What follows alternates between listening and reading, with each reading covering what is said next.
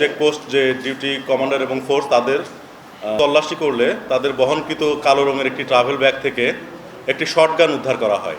পরবর্তীতে দুইজনকে পাওয়া যায় সেখানে। একজনের পকেট থেকে 2টি কার্তুজ করেছি। তাদের নাম পরিচয় একটু আমি পড়ে শোনাচ্ছি। মোহাম্মদ তৌহিদুল ইসলাম সামির, পিতা মোহাম্মদ সুমন। জিজ্ঞাসাবাদ করব তারা এই অস্ত্র কোথায় থেকে সংগ্রহ করেছে, এর সঙ্গে আরও কেউ জড়িত আছে কিনা, তারা চাঁদাবাজি এবং এই রাহাজানি কর্মকাণ্ডের তাদের আদালতে দেওয়ার জন্য।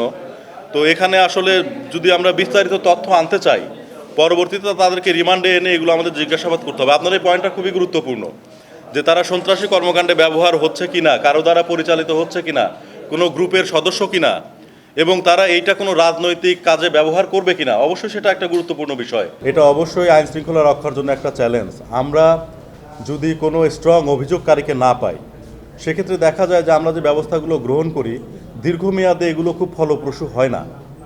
যেমন আমরা গ্রেফতার করলাম, আমরা মামলা দিলাম, ঠিক আছে, কিন্তু যদি ঘটনাটা স্পেসিফিক থাকে যে অপরাধটা সুনির্দিষ্ট কোন স্থানে কোন সময়ে কার বিরুদ্ধে সংগঠিত হয়েছে, তাহলে বিচার প্রক্রিয়ায় এটা খুবই স্ট্রং একটি গ্রাউন্ড তৈরি হয়।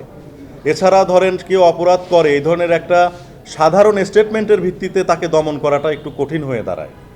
তো আমরা চাচ্ছি যে জেনারেল স্টেটমেন্ট না, একটু স্পেসিফিক কোনো স্টেটমেন্ট, অপরাধের বর্ণনা, সময় এবং ভুক্তভোগী, এইটা পাওয়া গেলে একটু ভালো হয় আমাদের জন্য। ঠিক এখন আপনাকে সংখ্যায় সুনির্দিষ্টভাবে বলতে পারছি না, তবে আমাদের যদি বলি আমি, শতকরা আমাদের প্রায় 90% অস্ত্রই আমরা রিকভার করতে পেরেছি।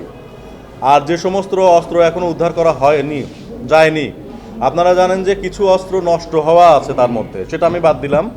আর বাদ বাকি যেগুলো অস্ত্র উদ্ধার করা যায়নি, এইগুলো আসলে কোনো সাধারণের হাতে নেই।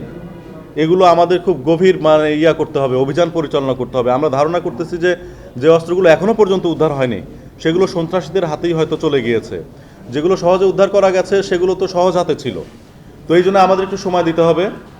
আমরা ইনশাল্লাহ শতভাগ রিকভারি করে ফেলবো। আর এই যে বিভিন্ন অভিযানে যে আমরা পাচ্ছি মানুষজন, সন্ত্রাসী কারো না কারো হাতে আমাদের অস্ত্রগুলো চলে আসবে।